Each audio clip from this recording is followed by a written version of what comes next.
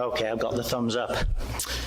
Hey everybody, it's 11:05. That's actually on time in UU time, right? My name is Chris Edkins and I'm a member of the worship committee. I'll be your worship associate today. We're a little bit disorganized today because Reverend Carol was supposed to be running this service, but unfortunately she's still too sick with COVID and she couldn't be with us today, so I hope you'll send her all your healing thoughts, prayers, good intentions, emails, Facebook comments, etc., to wish her well and wish her a speedy recovery. So the worship committee put this service together at the last minute to cover. So I hope you'll forgive us if things are a little bit ropey. Welcome to Westside Unitarian Universalist Church. We are a church where who you are and the values you embody in your everyday life are more important than the specifics of what we believe. We gather together to support the wider community and to support each other in our search for truth and meaning. So we have some announcements today, and I'll go through those before we get started with the rest of the service. Today we were also going to have our Earth Magic today, but unfortunately that's been cancelled due to the fact that Reverend Carol is sick, and the next one will be on August 14th. At 3 p.m. So hope you'll join Reverend Carol for that, and hopefully she'll be fully recovered by then. Our second Monday lunch will be on August 8th, 11:30 at corner 16. And if you're planning to attend that, you can contact Judy Burgett, and her email is in your order of service and in the newsletter. We have our ongoing religious exploration offering. That's every Wednesday at 6:30 on Zoom. The Zoom link is in the newsletter. And join us for Thursday evening conversations, 6:30 to 8 p.m.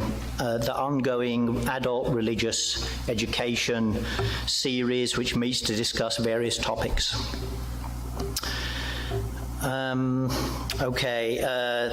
On a similar note, Spirit Quest 2022, which was due to take place next week, is going to be postponed because of Reverend Carol being ill. I know she sent out messages to those people who'd been signed up to ask them if they wanted to go anyway and do a Westside camping trip or whether they'd rather postpone. And I know everybody who'd responded so far had said they'd rather postpone and do it later on in the fall. So I think that's most likely the plan, but we don't know for sure yet.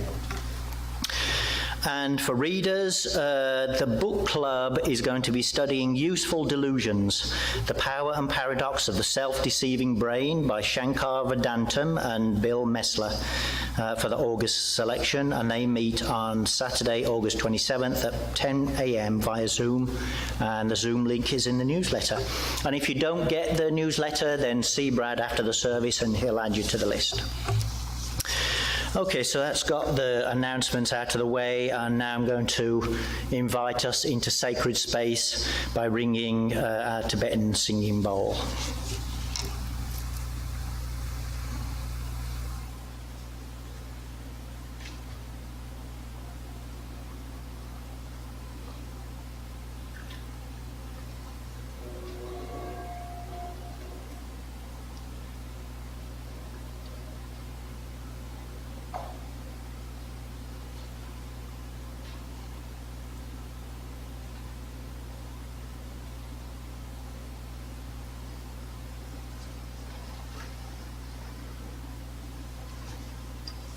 And if technology has been our friend, we will now have some recorded music from the UUA website. If you can actually see the TV, it's Sing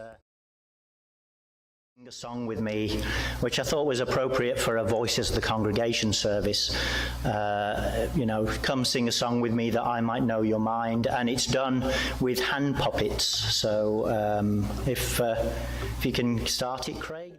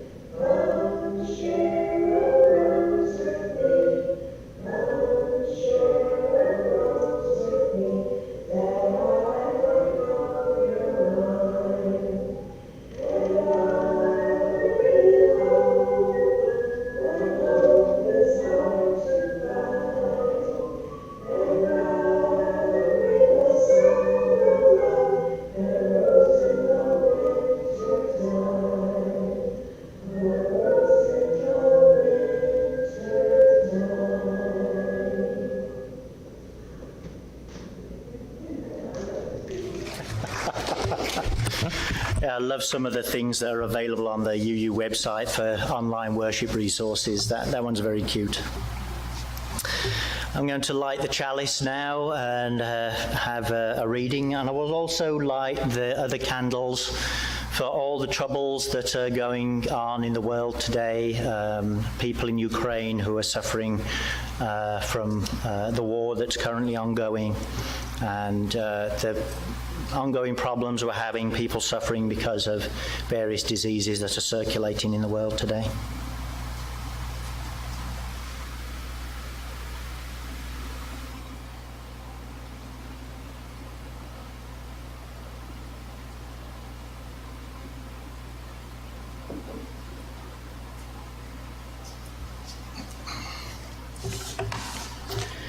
We arrive out of many singular rooms, walking over the branching streets.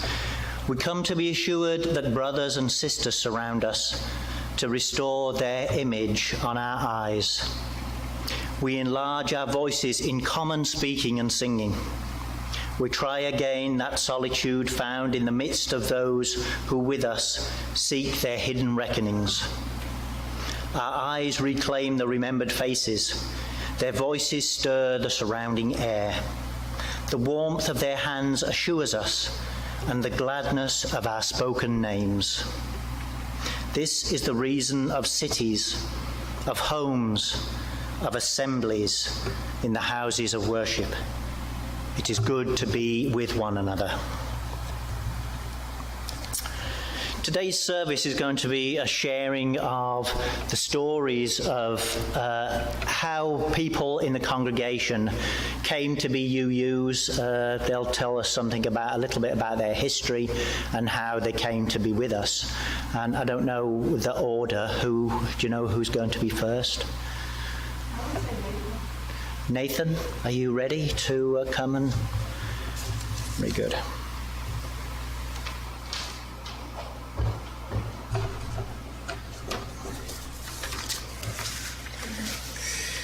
In my younger days, I belonged to a religious community that really imposed a number of rules regarding how you believed and how you should conduct your life. Even coffee was rejected because it was a stimulant.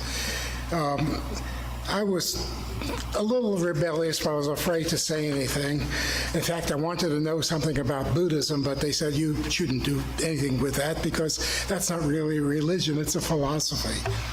But I was constricted and I wanted to rebel. And the first time I actually rebelled was when I was in my English studies. I was studying the Mexican novel by D.H. Lawrence called The Plumed Serpent, in which he said the Aboriginal people of Mexico shouldn't be worshiping Jesus, they should be worshiping Quetzalcoatl.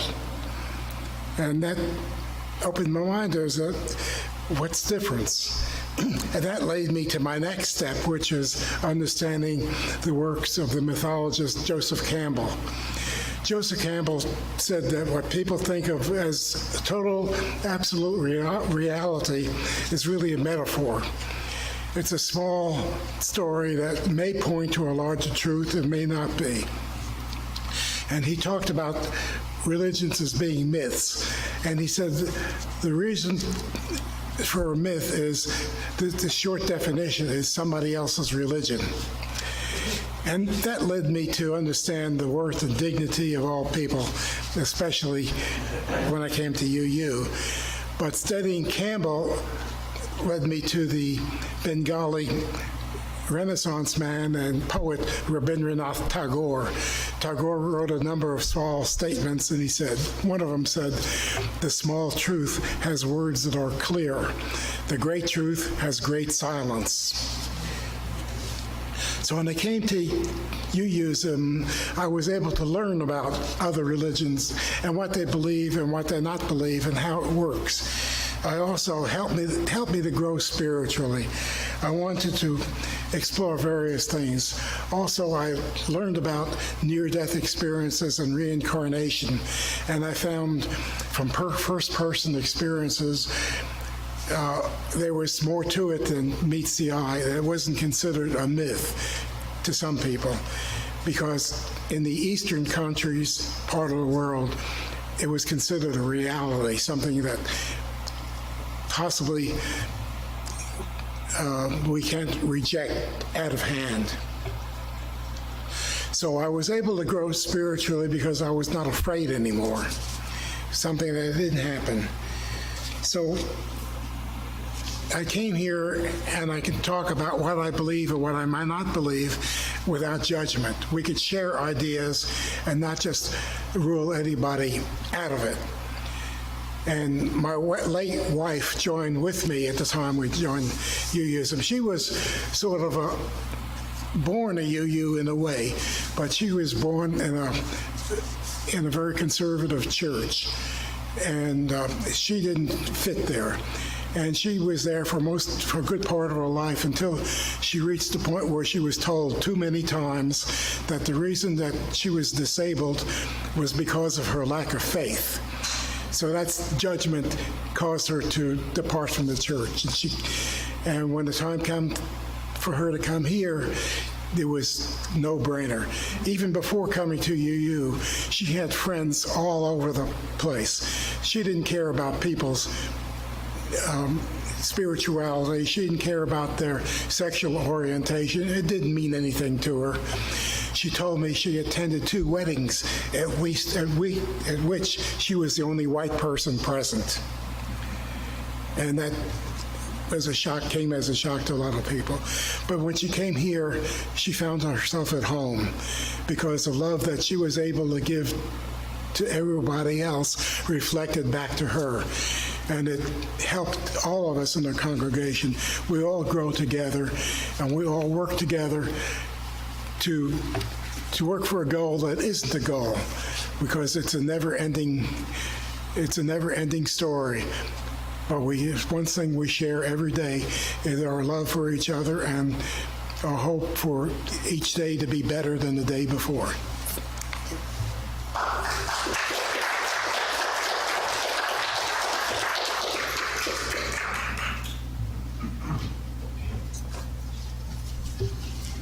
Before we go on with our next stories, we'll take the offering. And I know that Larry Varliger is going to play for us on the piano today. It's a red letter day for that reason. Thank you very much, Laurie. Our Share the Plate partner for this quarter is Knox Pride, and 25% of all undesignated funds will go to our Share the Plate partner. So if you put cash into the plate, 25% will go to the Share the Plate partner, or if you write a check, you can put on the line what you want it to go to, whether it be your pledge or a percentage to the Share the Plate partner, or you may find envelopes in your seat back if you want to donate directly to the Share the Plate partner. So we'll now take up an offering for the sustenance of the church and the wider community.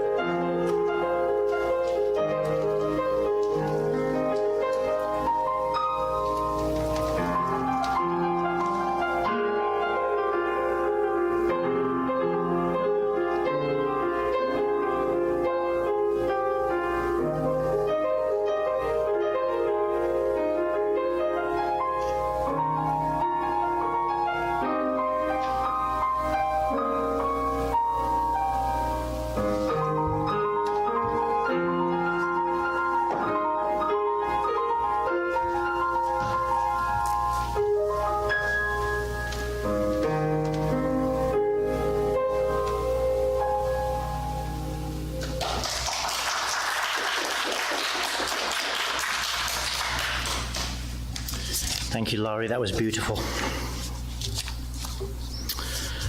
I think Laurie Allian's going to be our next speaker, but before I invite Laurie up, I'd just like to say thank you, Nathan.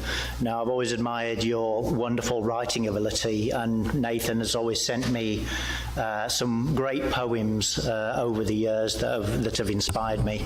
But I'm glad you reminded us of Peggy, who was a member of the church when I arrived and who subsequently passed away. She was a great spirit and a wonderful person and an inspiration to us all. Laurie.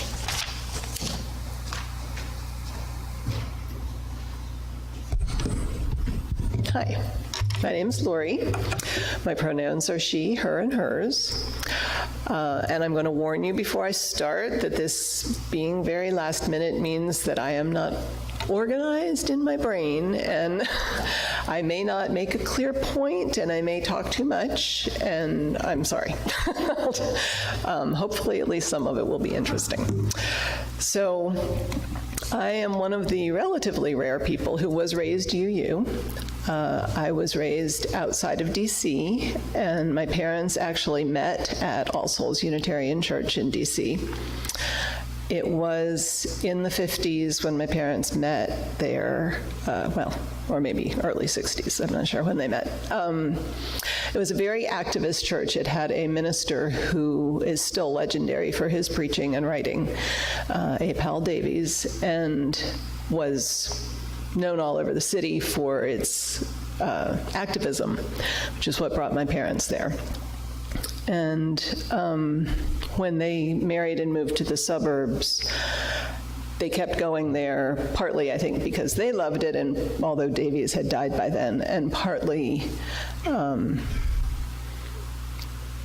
because they wanted me to have the exposure to more of a variety of people, and specifically for All Souls, that at least for my parents, the important part was that it was more racially diverse. Unitarian Universalism is a very white denomination, back then even more so probably, and because early on at All Souls, well, early on, I shouldn't say that, at All Souls, Davies had been passionate about race relations, and the DC Boys Club had been segregated, and Davies and the board at All Souls had worked to start a new boys club that was integrated in the church, in the basement of the church. It's a huge old building, very traditional looking church, with tons of space. So there were a lot of black members even then. And then when I was 4-ish, I guess, the minister who had replaced Davies and the board decided, and when I say that, both of those decisions, I think, were not nearly as simple as I'm making it sound. There was a lot of undercurrent and political stuff and, I'm sure disagreement. But they decided that the church really needed a black minister. So there were almost no black ministers, black UU ministers. So they went outside the denomination and hired a Methodist. And so I grew up with a minister who was, he certainly had UU leanings. He used to talk about, his was the religion of Jesus, not the religion about Jesus. But he was certainly Christian, and he was a very charismatic preacher. He thundered, and he joked at my father's memorial service. He talked about how my parents sat in the third row. And of course, traditional church, raised pulpit, pews, all that. They sat in the third row. And my father, who, whatever, he used to nod off during church. and David would boom out something just to watch my father jerk awake. So it was not your average UU preaching style. As probably most of you know, UUs tend to be very restrained in their style and very intellectual. And while David was extremely intellectual, I used to think of his sermons as one of those roller coasters that whips around the curves, and you kind of hang on for dear life, and then at the end, it kind of all comes together. but he was also very spiritual and very emotional. So when I was a kid, my next door neighbors were also UU, and there were many UU churches in our area. And I mean, there were probably at least 4 that were closer to us than All Souls was. And our neighbors went to one of those closer ones, and they came to church with me once, and Megan said to me, she said, I want to go to your church. She said, our church, we sit in a circle and we hold hands and we sing We Are the World. She's like, your church is a real church. So I don't think my experience with Unitarian Universalism is very traditional or typical. But it did teach me a few things. It's still, that history of activism continues.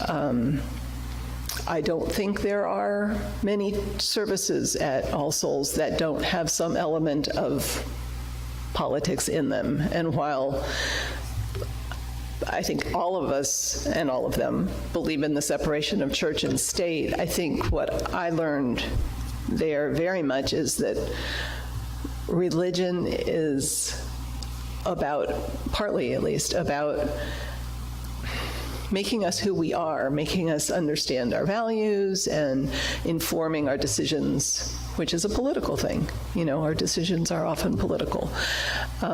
So although they don't necessarily take stands, although sometimes they do, it's just always there. And I will say that coming here, in some ways was kind of a relief. It's very tiring to always be political for me, who I'm not a political person. And I love that sometimes here we can just talk theoretically and philosophically, but politics is a big part of it. The other thing that I kind of wanted to say that I feel like I learned both at All Souls and here and everywhere is that people often will talk about they grew up at churches where everything was hypocritical, and here, it's so much more, people really try to live what they believe.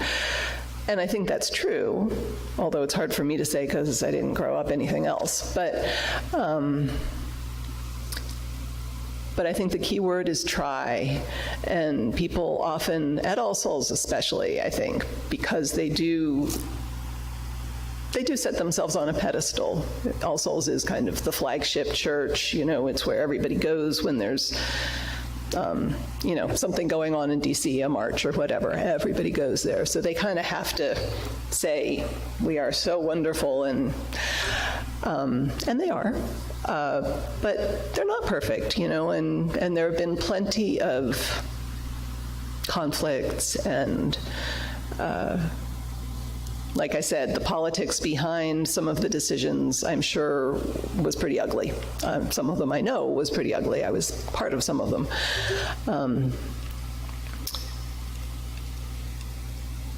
But I think the point is always that it's an ideal, our principles, our ideals. I think all of us struggle with them. And the key is that we are struggling, not just giving it lip service. And, the harder you struggle, the uglier it gets. But that is kind of what it takes. And I'm going to stop, because I don't know how long I talked. But I'm going to end with David Eaton, my minister as a child, always ended his sermons with a reading that he never actually even attributed, I don't think, to the author. But it was written by somebody named Barrows Dunham. I actually had to look it up this morning, who I don't think was UU, and I've never heard anything else about him, but the quote, I think, speaks to both of those things that I was just talking about. Now, therefore, though the struggle deepens, though evil abides and good does not yet prosper, let us gather what strength we have, what confidence and valor, that our small victories may end in triumphs, and the world awaited be a world attained.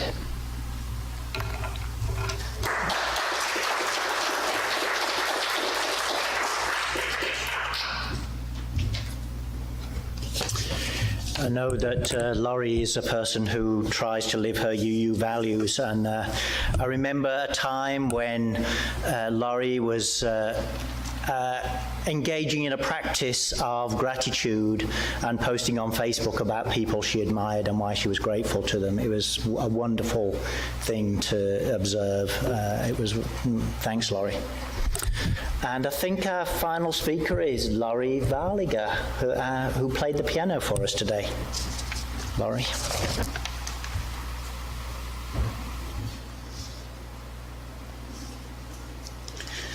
We are a rare breed, Laurie, and two of us who are speaking today grew up UU.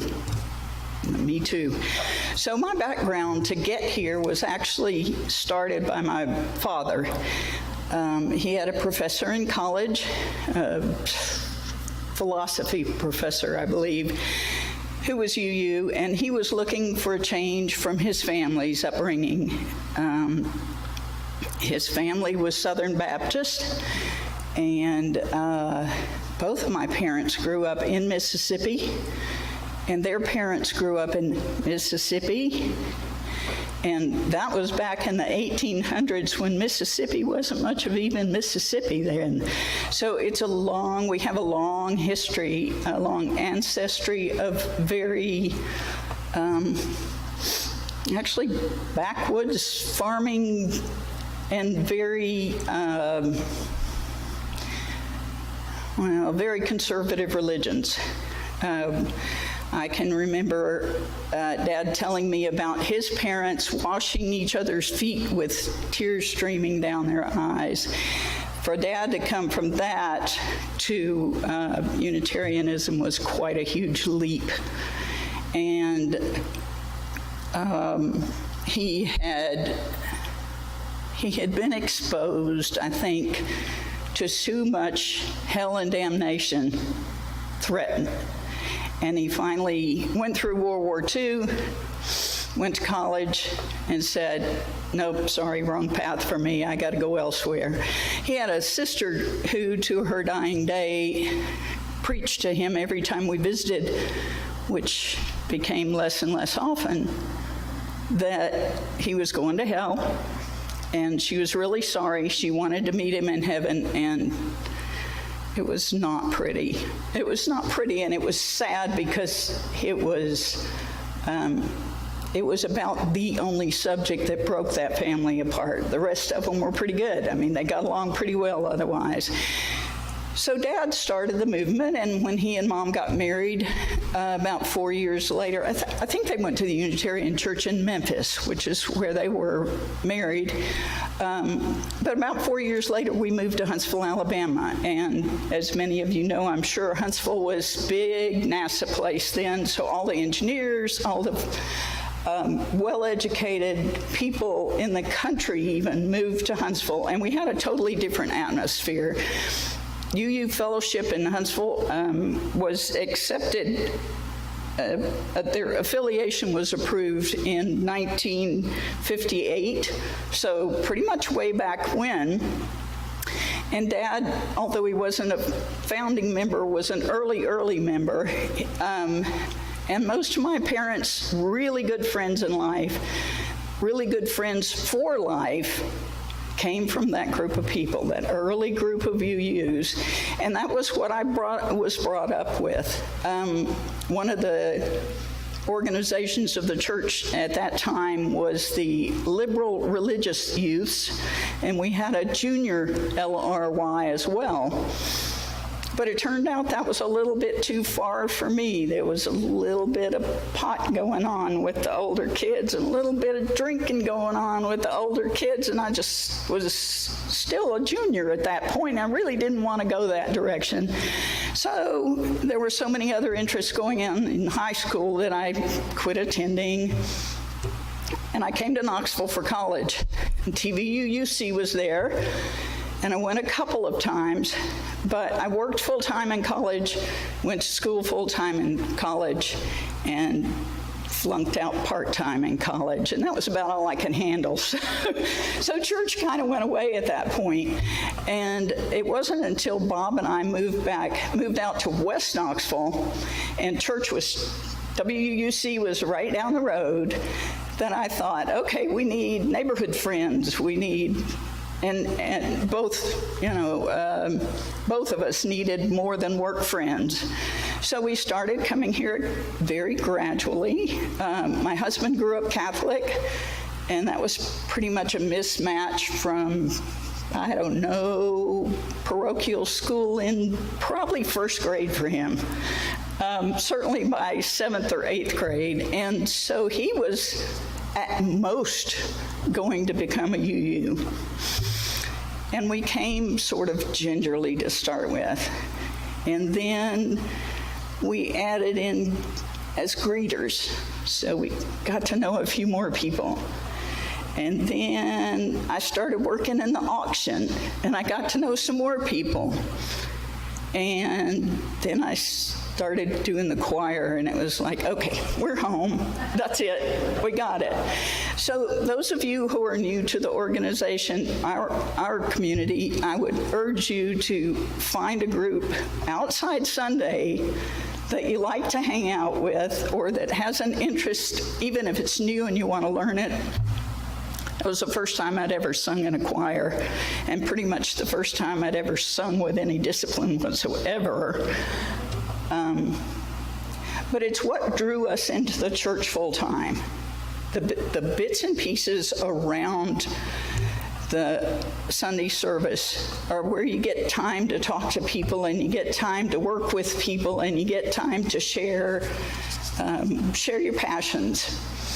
So we're here, we're all engaged in it now, and I hope you'll do the same if you haven't already. Thank you.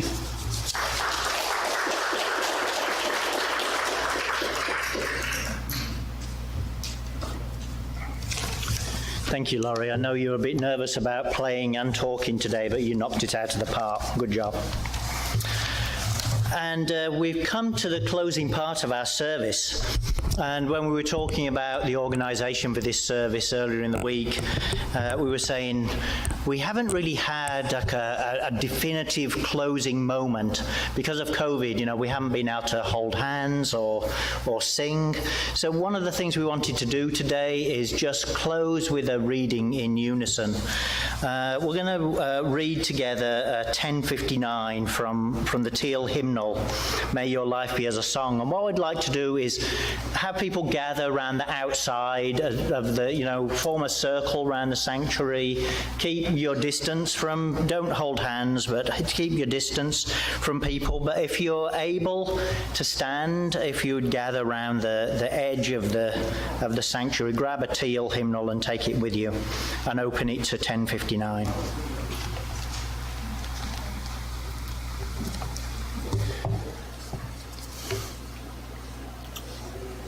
Yeah, there's room around the front here if you don't want to get too close.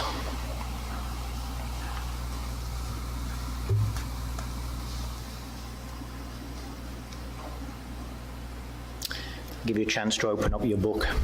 It's 1059. You all ready? May your life be as a song, resounding with the dawn, to sing awake the light, and softly serenade the stars, ever dancing circles in the night. Go in peace.